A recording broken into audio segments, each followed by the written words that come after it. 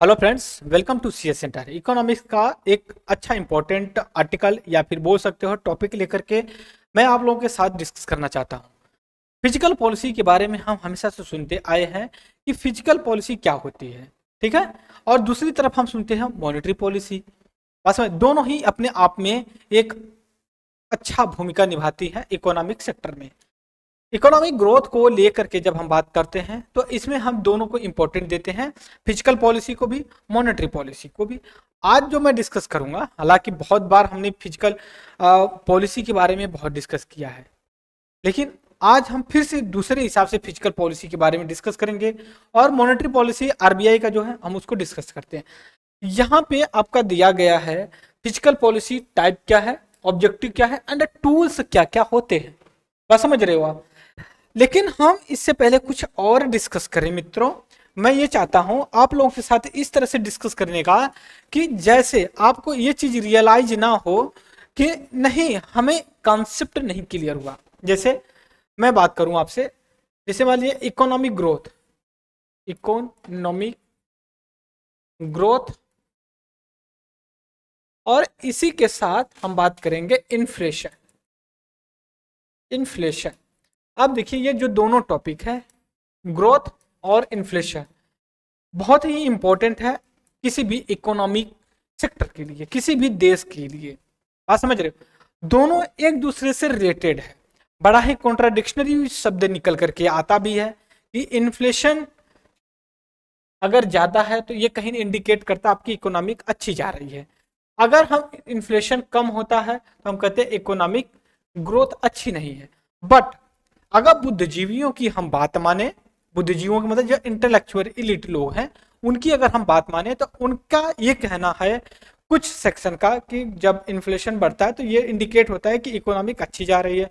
लेकिन दूसरे लोग कहते हैं इन्फ्लेशन अगर ज्यादा जाता है तो ये इंडिकेट करता है कि गवर्नमेंट जो है कि अच्छे से काम नहीं की, गवर्नमेंट जो है कि फेल है। देखिए दोनों की हम बात समझेंगे, दोनों की बात सुनेंगे, बट यहाँ पे उचित समय नहीं है कि हम बात करें। हमारा जो टॉपिक है आज का, मेजरली हम जो है कि फिजिकल पॉलिसी, फिजिकल पॉलिसी एक होता है। आज हम यही डिस्कस करेंगे फिजिकल पॉलिसी को लेके। और दूसरी जो होती है आपकी यहाँ पे बोल सकते हैं मॉनेटरी, मॉनेटरी पॉलिसी, ठीक है।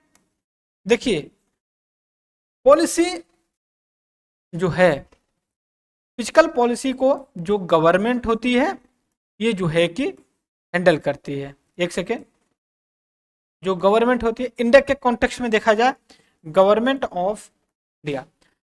जब हम मॉनेटरी पॉलिसी की बात करते हैं तो इसमें हम बात करते हैं किसको लेकर के, बैंक्स को लेकर के।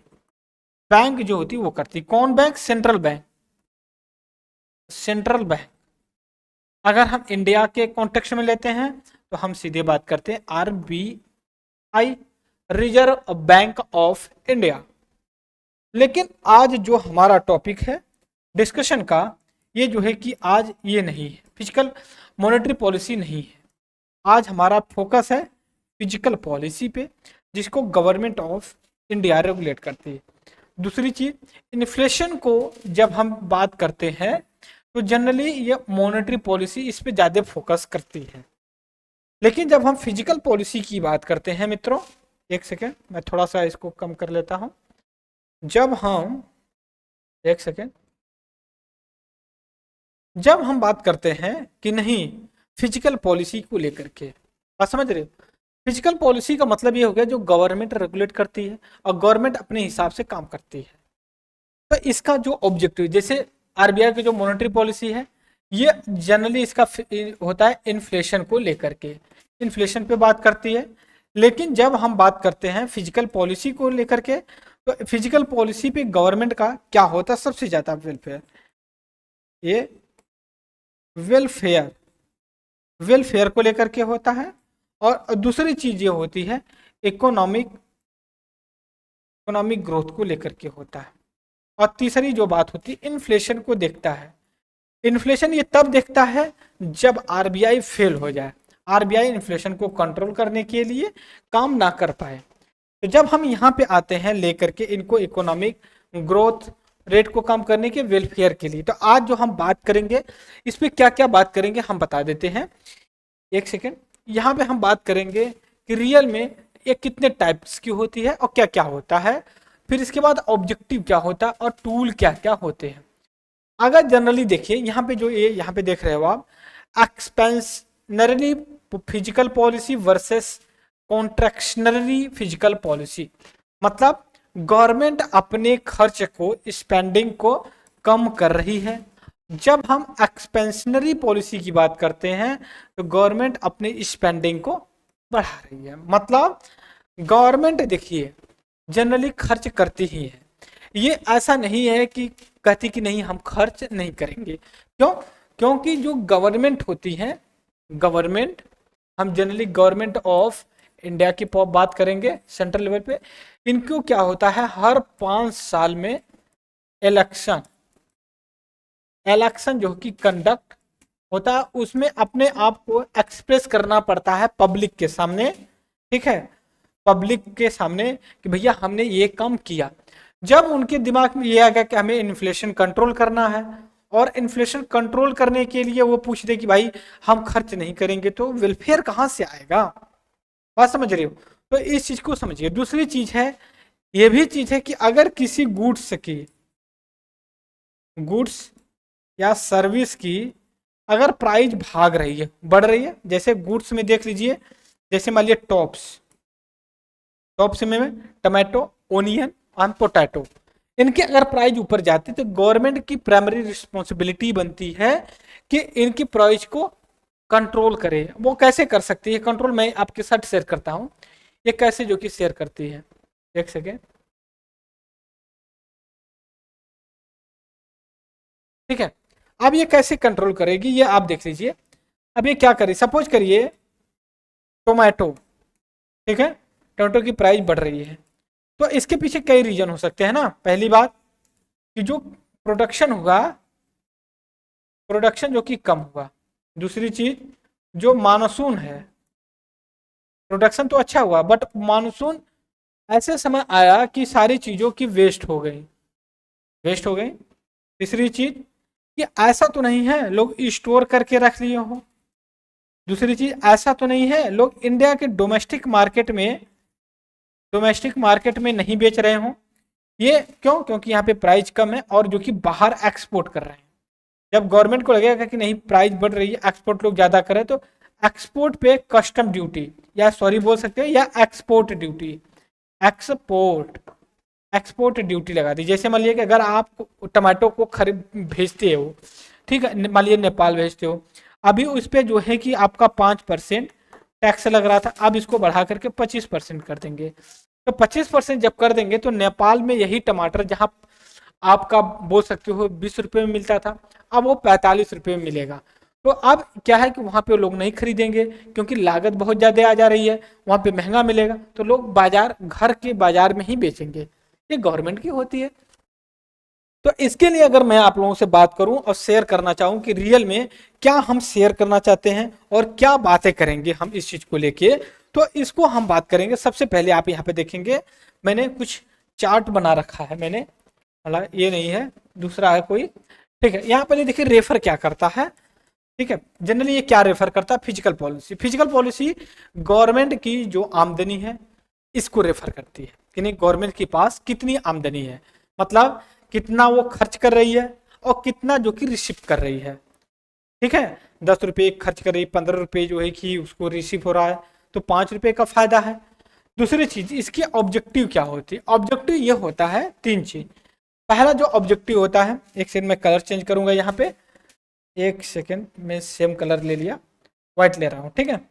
पहला जो ऑब्जेक्टिव था ये इकोनॉमिक ग्रोथ को जो कि टारगेट करना चाहते हैं। दूसरी चीज ये प्राइस को जो है कि इस्टेब्लिश करना चाहते हैं, और दूसरी चीज इनइक्वालिटी को जो है कि कम करना चाहते हैं। आपके दिमाग में आएगा, चलिए बात तो समझ गई, ग्रोथ को लाना चाहते हैं, प्राइस को लाना चाहते हैं कम, स्टेबलाइज करना, इनइक्वालिटी कैसे कम होगी? तो दोस्तों इनइक्वालिटी के देखिए इनइक्वालिटी कैसे कम करेंगे, इक्वालिटी, इक्वालिटी कैसे कम करेंगे?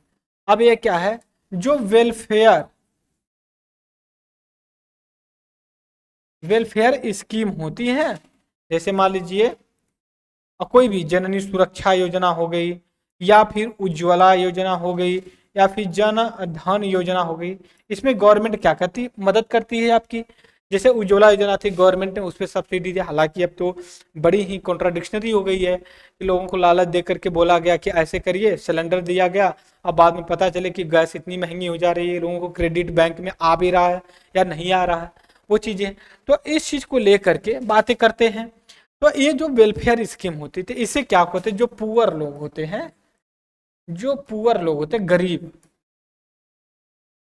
जो गरीब लोग होते हैं, उनको आप बोल सकते हैं गवर्नमेंट फाइनेंशियल सपोर्ट करती है, या फिर अदर गुड्स दे करके उनको सपोर्ट करती है। जैसे जब कोविड चला हुआ था, एक सेकेंड, जब कोविड कोविड 19 आया, तो उसमें प्रधानमंत्री अन्न योजना, मतलब उनको अनाज दिया जा रहा था 5 kilo 10 kilo free of cost में। बात समझ रहे हो? तो कहने का मतलब यह है कि गवर्नमेंट कैसे काम करती है। इसके बाद तीन चीजें इसका मेजर ऑब्जेक्टिव होता है। इसके बाद कंपोनेंट क्या होते हैं इसके, ये देख लीजिए। कंपोनेंट की अगर आप बात करते हैं यहाँ पे, तो तीन कंपोनेंट होता है। ये पहले बात तो रिसिप्ट होता है, दूसरा एक्सपेंडिचर होता है, तीसरा डेप्ट होता है। अब यहाँ पे हम तीन डायमेंशन जोड़ते हैं। जैसे फिजिकल पॉलिसी का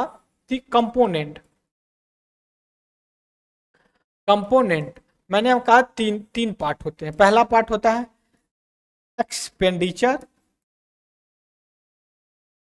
एक्सपेंडिचर होता है, दूसरा पार्ट रिसिप्ट्स होता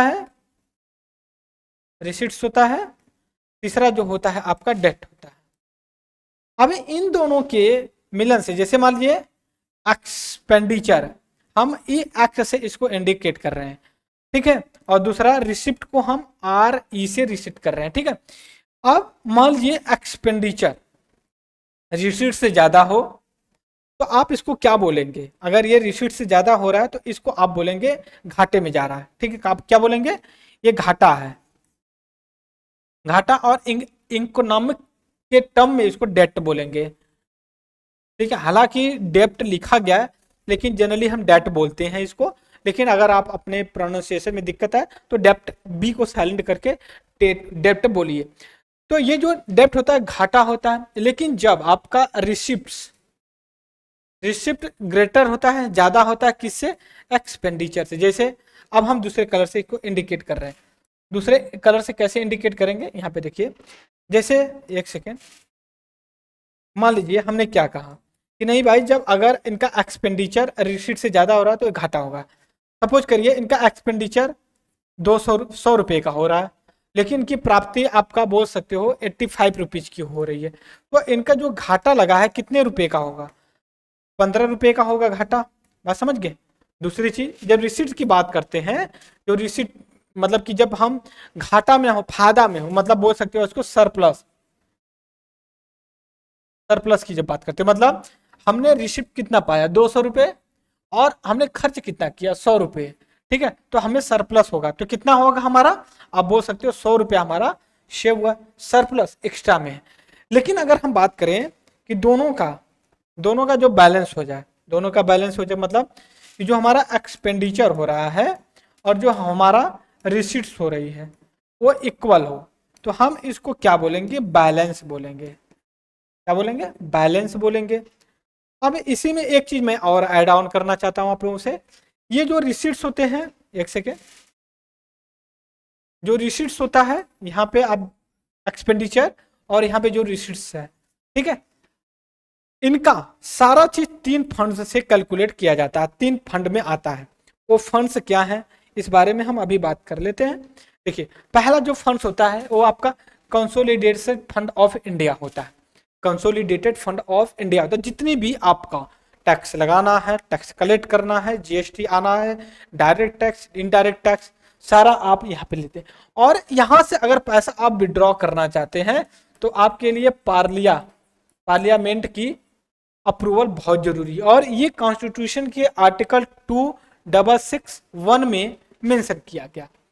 दूसरी चीज, पब्लिक अकाउंट ऑफ इंडिया, ये आर्टिकल 2662 में मेंशन किया गया है।